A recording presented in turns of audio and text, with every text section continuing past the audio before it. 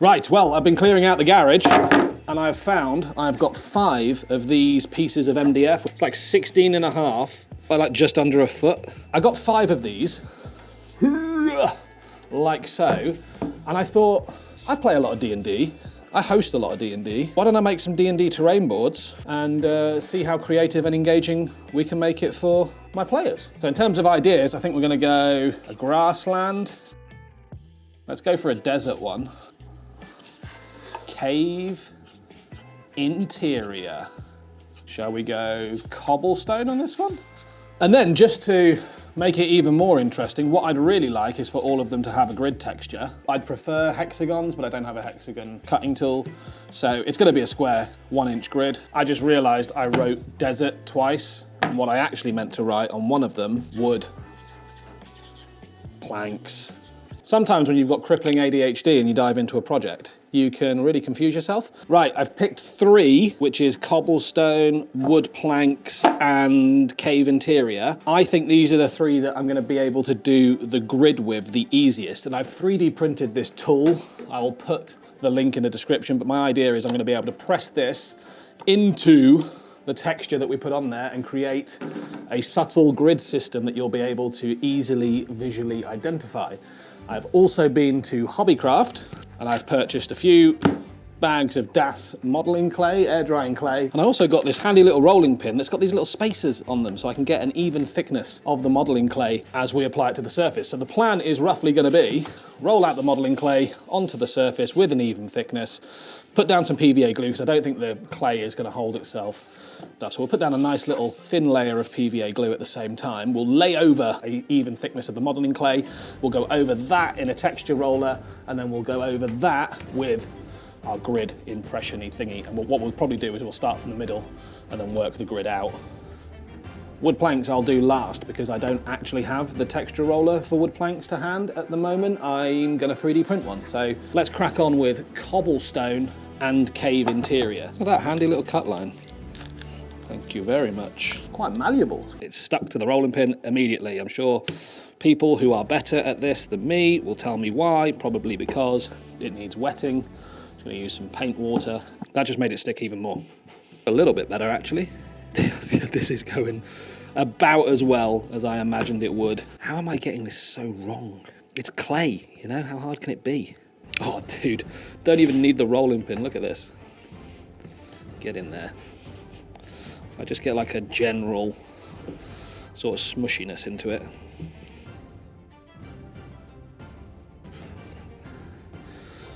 Just gonna go straight neat out of the bottle. These boards are 18mm thick, so it should massively reduce any warpage. Water it down just a tiny bit. Just something extra for the clay to grip to. Looks awful now, and there's a pretty strong chance it's gonna look awful later. Desk and my hands look like I've been having relations with an iron golem, or a stone golem, probably more accurately. I'm sure that's a fanfic somewhere. It's one of those, the messier the better. This is like proper old school messy play stuff. Look at that. I just want to pat that in. We've almost got an entire board covered in clay, and it really shouldn't be this difficult, and I shouldn't be this excited, but I am. I've got myself one of these 3D printed stone texture rollers. They look pretty cool, and whilst the clay is still a bit damp, I can feel it going dry on my hands. I just want to put the impressions in. Oh yeah. Look at that! Okay, this is where the thickness comes in, obviously, because now I need to roll it back over that and line that up there. I'm gonna get some separation lines in here from the edge. What I want to do is get that stage done, which is done. Awesome, fantastic. Then I want to grab this bad boy, it as sort of lined up as I can, and just push in the indentation and then move it. Line it up again. Lining up nice. These boards are going to just be thrown out for encounters that I haven't planned. All I'm going to do now is just trim the edges again and let this bad boy dry.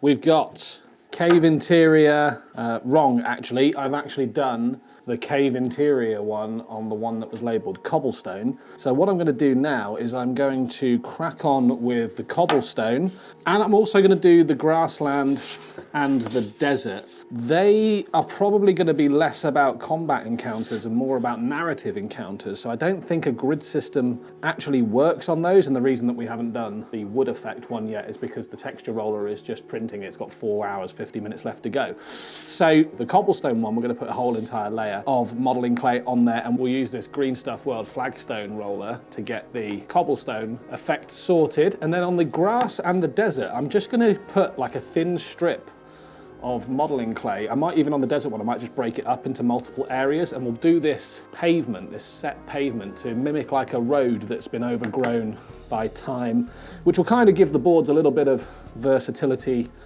hopefully make them a little bit more interesting.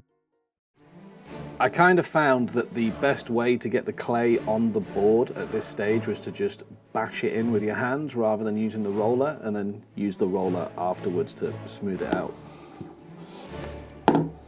That on there. Okay. Need another bag of Daz.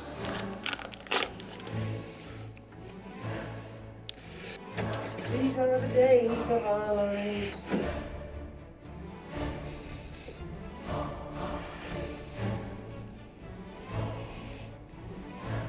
Done. I think there's something just innately nostalgic about a craft project. It doesn't matter who you are, what your background is. I think things like this just transport you back to being a Year 5 pupil in art class. Last night, I put the textures on and I let this air drying clay dry, and possibly in my exuberance, I massively overestimated how long it would take for these to dry. I mean, they look dry, but they're not dry. It's going to take a full 24 hours. The cobblestone effect one over there is looking particularly bad because it's still half wet.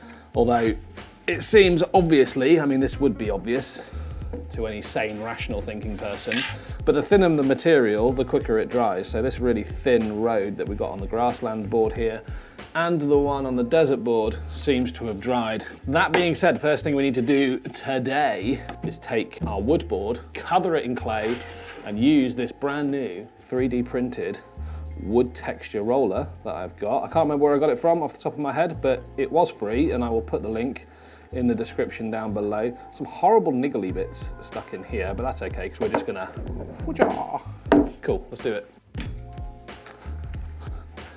Ugh, glue gunk. You can live in the clay.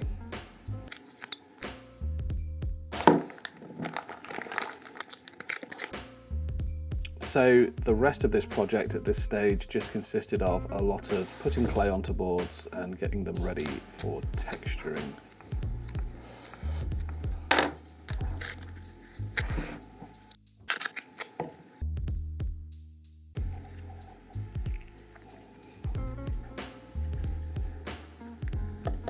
Discovered that you can tidy up a lot of this problem with a wet finger. Oh my god, that's going to sound weird. Maybe it won't sound weird. Maybe I'll like unlock a new community of clay sculptors that can teach me about this stuff, and using the phrase wet finger is just part of their vernacular. If we can squidge that in to there, it's looking pretty good. Smooth in all these joins. Right, with all that mess tidied away, I have got the 3D printed wood texture roller. I've absolutely no idea how it's going to look, but I'm going to give it a bash, and I think I'm just going to go for a straight line down the middle. We have some low spots. This is why thickness was important. I am now going to leave this in the same cool, dry place as everything else, and hopefully that dries nice and quickly. I doubt it. It's been fucking waterlogged within an inch of its life. But we'll come back and we'll start spraying these bad boys up. What is up? It is Wednesday, my dudes. And yeah, the drying's going particularly well.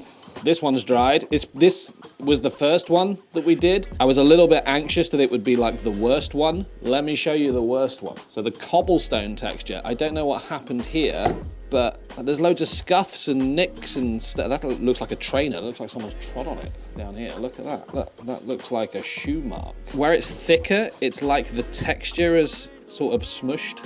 Here is the woodwork one, which is, again, not looking fantastic, but not looking terrible. One of the things that I need to do on the ones with the road, here's the grasslands road map, and here's the desert road map, is I need to put some texture on them. So I've baked some sand that I found outside. In fact, let me go get that.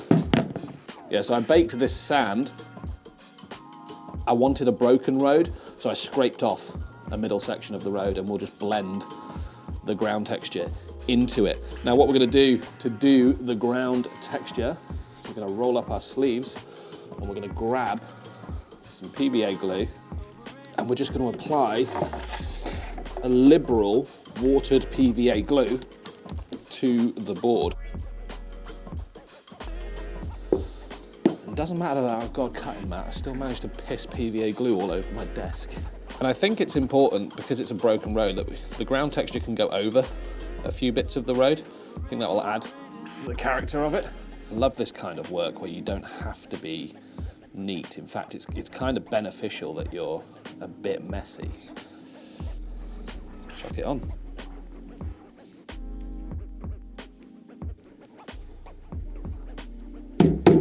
There we go. I'm going to let that dry and see what it looks like, and I'm going to do exactly the same thing to the grass one once I've tidied up the mess on the board.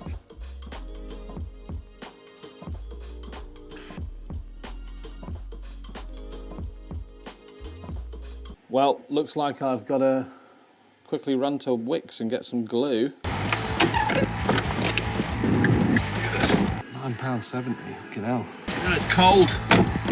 There we go. Glue.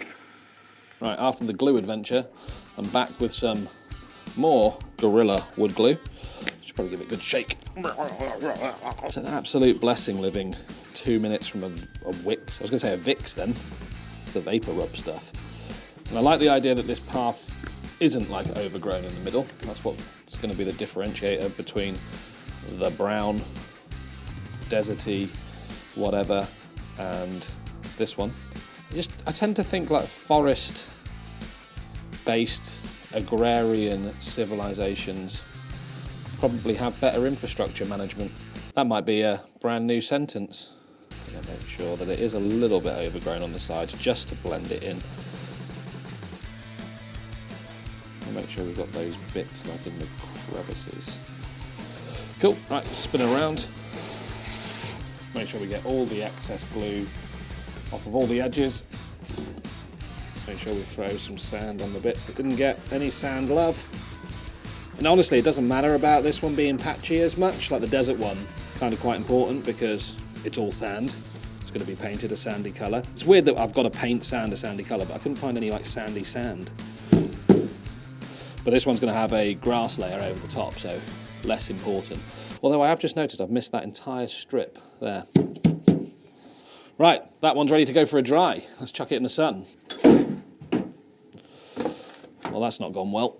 We're up to the point where everything's mostly dry. There's still a little bit of wetness and play in the wood board here, so I'm probably going to leave this one to dry for one more night and prime it tomorrow. But I think we're ready to prime the rest of the boards. Right, there we have it. These boards have been primed. This desert board has been primed in a skeleton bone, I believe. The grassland board has been primed in a brown, I think it's trench brown. I have not primed the wood flooring board yet. And then we've got a solid black prime on both the gridded cave internal and the cobblestone. Given the wood flooring texture a second coat because it just wasn't looking great. And you know what, to be fair, that's probably the one that's come up the best so far.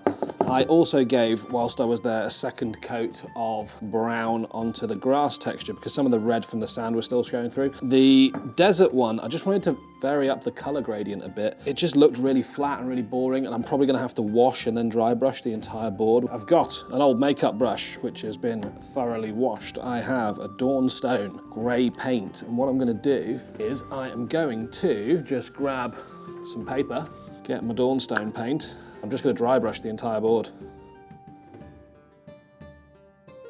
what is it Bob Ross says? We don't make mistakes, we just have happy little accidents.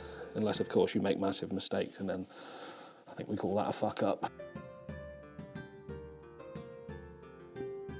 But yeah, we'll definitely come back and wash the entire thing, I think. And then this one, quite a heavy dry brush on this one, more like an overbrush because quite a lot of texture there. Over, depositing paint in that circular motion.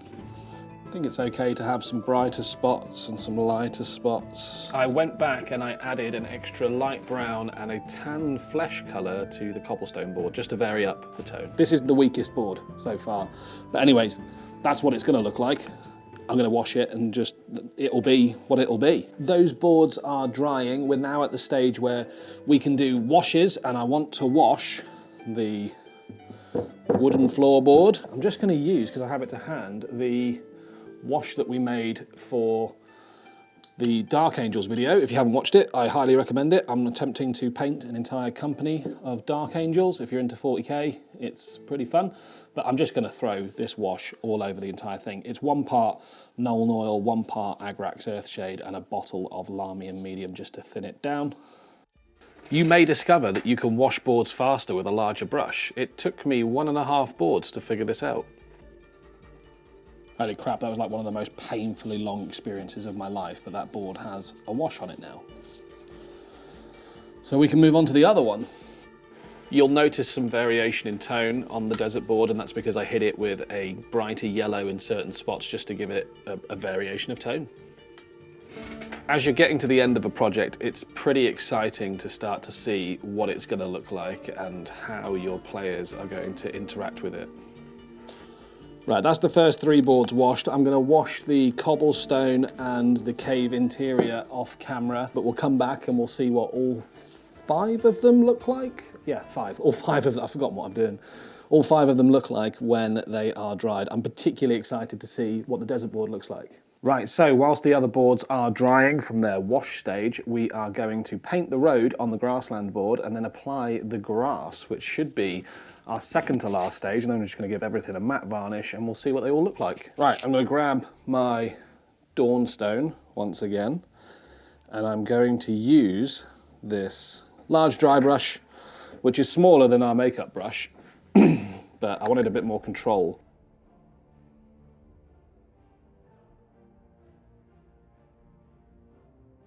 Do you know what? I think that's good.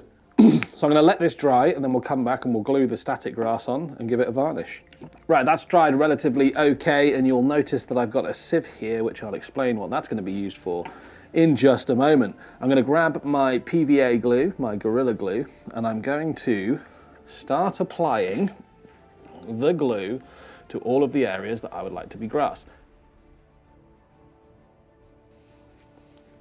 I've got this Tupperware that is absolutely a mismatch of all the different flock colours that I've used historically. I'm also going to add a little bit of this dark flock to it. I'm going to use my sieve. I'm going to put the flock in the sieve. And this is how I've always applied static grass. I'm sure there are better ways. But you just go around and just apply, like so.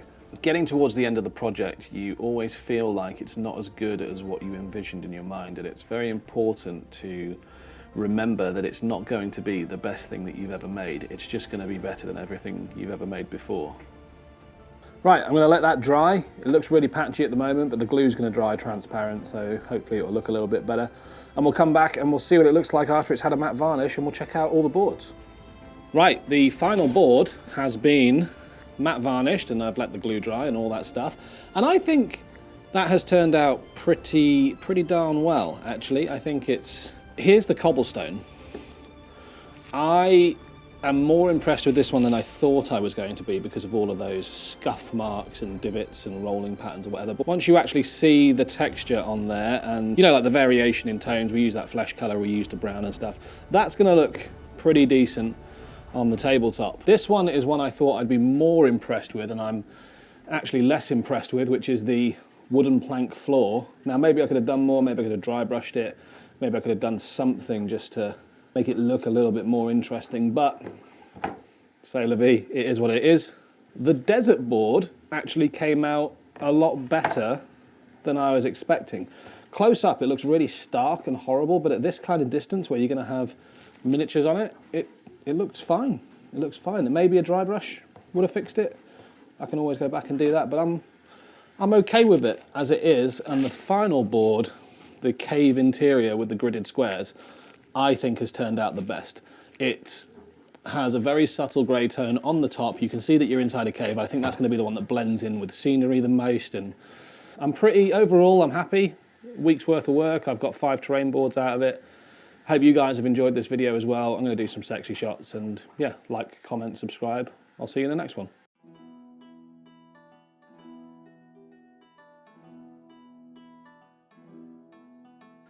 This video has been an absolute blast to make, not just because it was fun to make the boards, but because they're going to have actual utility in my gaming room when my friends come over and we continue to play D&D. You're seeing now some of the miniatures that they have lovingly painted up for their own D&D campaign, and yeah, some of the scenery that's been painted up by friends. And it's amazing how much stuff you can accumulate just by having a group of 5 or 6 people putting in some effort and making memories together. I genuinely thank you from the bottom of my heart for watching this far into the video. If you have, please do like, comment, subscribe, do all that great stuff, because it does genuinely really help the channel out. And I hope that I'll be making more stuff for you guys in the future. Bye.